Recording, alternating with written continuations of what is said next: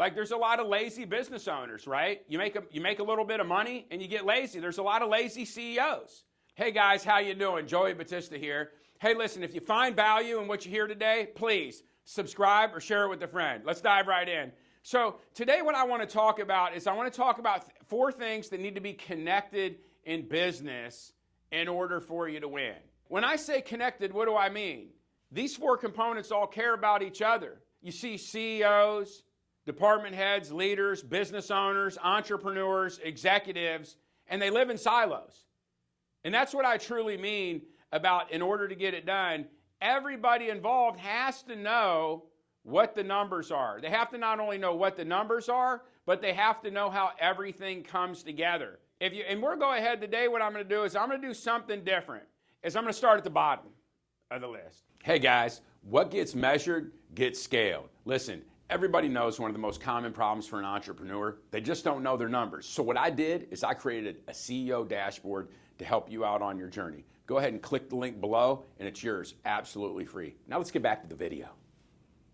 Keep it fun, okay? Because why?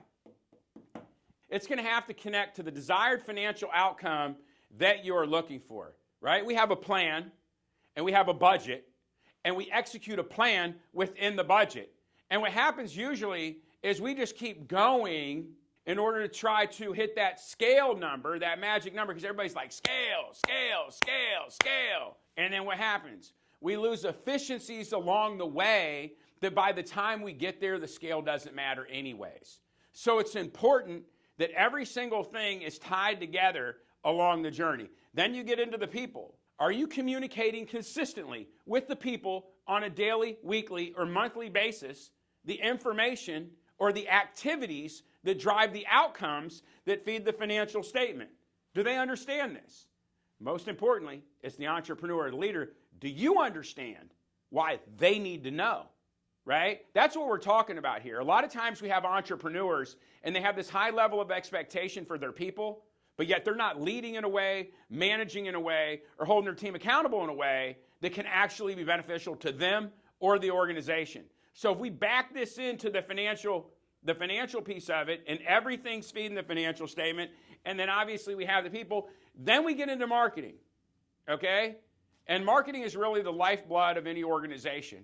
It really is. A great marketing campaign, whether it's paid or organic, trumps all. But if it's not done correctly, and if it's not done in mind with feeding the financial statement, we say, okay, yeah, that's great. Well, let me ask you a question. Is somebody in this ecosystem, the person that's responsible of it, do they just have a marketing manager that's over there living in a silo and they're just trusting them to do their job? You know, is the CEO have somebody that's just trusting to do their job? Of course you should trust someone to do their job.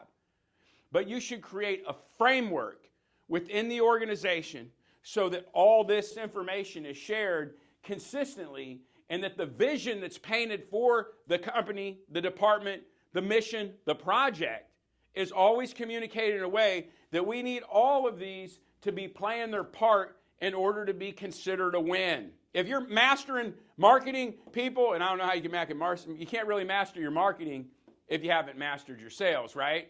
Because one of the indicators for your marketing working well would be your sales would be rising. And which that goes into another thing, right? With the marketing, we should go, people a lot of times ask me, they're like, well, you know, this is a really good one right here, and I want to give some added value connected to this.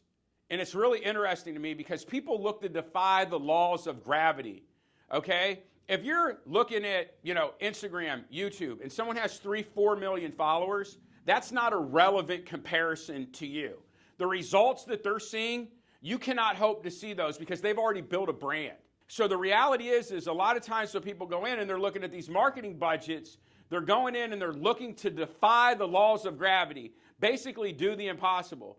They're spending too little to achieve the results that they want to achieve. They're like, yeah, what's your budget? Well, $3,000. Well, I want to make 300. Okay, well, I'll tell you what. I want anybody in the comments that's spending $3,000 a month, that's making 300 without a brand, please just go ahead and comment.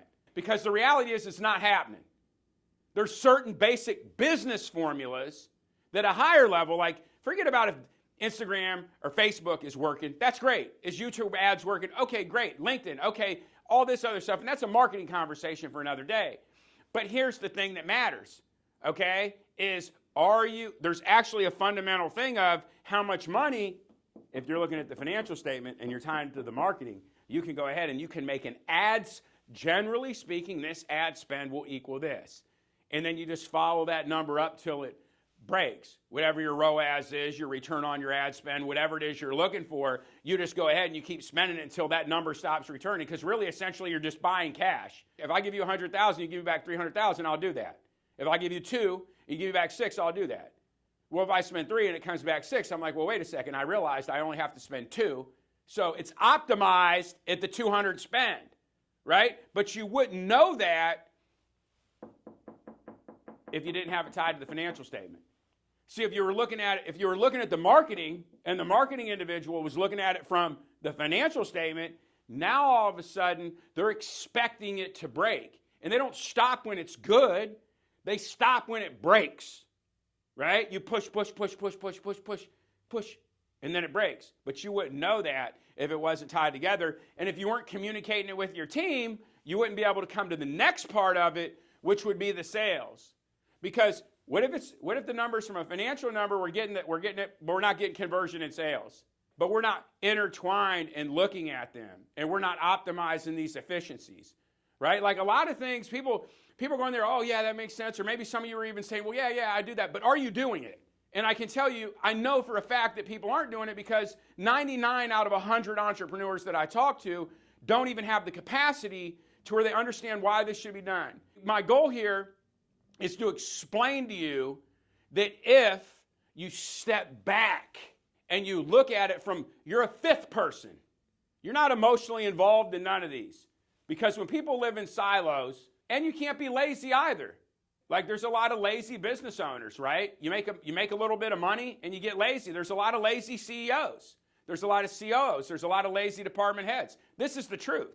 But the purpose of this video is for the ambitious, hungry entrepreneur that hasn't been given the information to understand what it is. Because maybe you're hung up on one of these things individually. But when you connect them together as a whole, and you begin to look at the riddle and make sure that every piece is lined out, and then so that brings me to the bonus round.